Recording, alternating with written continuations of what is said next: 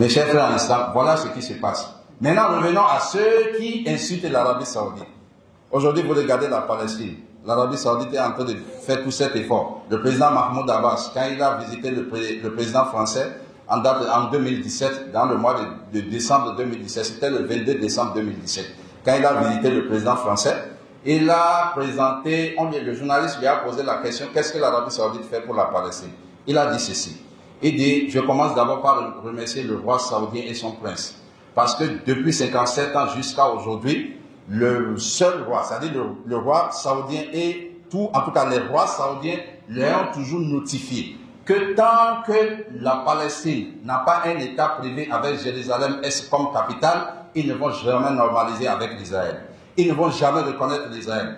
Et ils les ont toujours dit, toute décision que la Palestine va prendre, l'Arabie Saoudite est prête à faire quoi? À les soutenir. Sauf que l'Arabie Saoudite ne met pas sa bouche dans la politique d'un pays.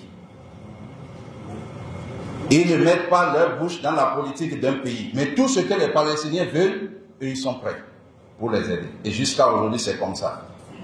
Jusqu'à aujourd'hui, c'est comme ça. Mes chers frères en islam.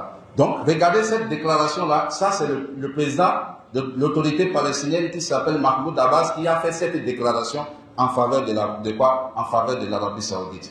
Maintenant, si nous venons maintenant sur ceux qui ont créé ce désordre-là. Aujourd'hui, nous allons rentrer un peu dans l'histoire. Qui est celui qui a créé le premier parti de la Palestine qui a commencé la pagaille? La personne est encore vivante. Il s'appelle qui? Il s'appelle Benjamin Netanyahu. C'est le président, le premier ministre israélien qui a créé le parti qu'on appelle le Fatah.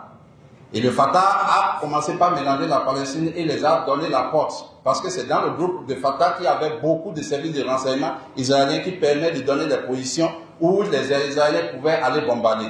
Arrivé à un moment donné, ce groupe a commencé par chercher à tourner dos. Qu'est-ce qu'ils ont fait en 1987? Le même premier ministre qui s'appelle Benjamin, il a créé maintenant le parti qu'on appelle quoi? Qu'on appelle le Hamas. C'est pourquoi la dernière fois à la télévision, à la chaîne israélienne, l'un des amis du premier ministre israélien, qui s'appelle Smotrich, qu'est-ce qu'il a dit ici? Il dit le Hamas c'est un allié. Nous n'avons aucun problème avec le Hamas car le Hamas est avec nous. Et quand vous regardez les experts qui ont étudié la manière dont ils ont dit le Hamas a enlevé les gens en Israël, c'est spectaculaire. Parce que le jour-là, bizarrement, toute la frontière qui était la frontière la plus solide au monde, entre l'Israël et la Palestine, tous les militaires étaient en congé. Les caméras ne travaillaient pas. Les généraux étaient en train de fêter. Le général, lui, le premier ministre même était quelque part. Donc tout était, c'est comme si on a balayé, c'est comme si toi-même tu mets une moto dans ta chambre, tu ouvres la porte, tu sors et après tu reviens, tu dis ils ont volé. C'est clair et net que c'est toi-même qui as demandé au voleur, la porte est là, il faut aller prendre. Et ça aujourd'hui est connu de tous. Et qui sont ceux qui ont formé ce groupe-là qu'on appelle le Fatah et qui après ont formé le groupe qu'on appelle le Hamas? Il y avait trois groupes. Il y a les frères musulmans, les Ikhwan musulmans. Il y a les Shia et les Khawarij. C'est les trois-là qui ont formé le Hamas. C'est les trois-là qui ont formé le Hamas. Et c'est les trois-là, jusqu'à aujourd'hui, sont en train de semer les désordres en Palestine. Tous les dirigeants de Hamas, tous les chefs de Hamas vivent en Europe. Eux tous, ils sont en Europe. Et c'est depuis là-bas, ils prennent le micro pour dire, non, soyez solides, soyez solides. Et c'est pourquoi le président Donald Trump a dit ceci. Il dit, lui ne comprend pas pourquoi les gens incitent l'Israël, alors que chaque année, l'Israël donne plus de 100 millions de dollars au Hamas pour pouvoir reconstruire les bâtiments qu'ils ont cassés. Les 100 millions là sont où? Pourquoi ils n'expliquent pas tout cela aux gens? Aujourd'hui, les frères musulmans, qu'est-ce qu'ils n'ont pas créé dans cette région? Et c'est encore eux qui disent aujourd'hui que l'Arabie Saoudite n'est pas le modèle. Et ils créent du désordre dans un pays, l'Arabie Saoudite corrige, mais ils disent que l'Arabie Saoudite n'est pas le modèle. En Libye, qui sont ceux qui ont créé le désordre en Libye? Les gens disent que c'est les Occidentaux. Qu'est-ce que l'Occident a fait? L'Occident a fait une seule nuit en Libye. En une seule nuit, en Libye, les avions ont quitté Djibouti, les avions français et américains ont quitté leur base militaire en Djibouti. Ils ont bombardé 2 heures de temps seulement la Libye. Ils ont bombardé de 1 heure du matin à 3 heures du matin, ils ont disparu. Mais dans le temps, tu vois un certain Youssouf Kadhafi qui dit celui qui tire une balle dans la tête de Kadhafi, lui promet le paradis.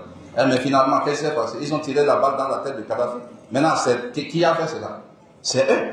Plus de 6 présidents en Libye, des frères musulmans, ils n'ont jamais rien réussi. Aujourd'hui, on cherche Salif al-Islam. Parce que Salif al-Islam, lui, il a été retenu, protégé par les gens de la Sunna, par les frères salafis de là-bas. C'est eux qui ont protégé Salif al-Islam. Jusqu'à aujourd'hui. C'est pour cela qu'ils ont invité Amir al-Sunna wal-Jama de la Libye un jour à la télévision. Et on lui a posé la question à savoir, au temps du président Kadhafi, vous avez fait 10 ans de prison. Il vous a enfermé pendant 10 ans parce que Kadhafi avait un problème avec eux.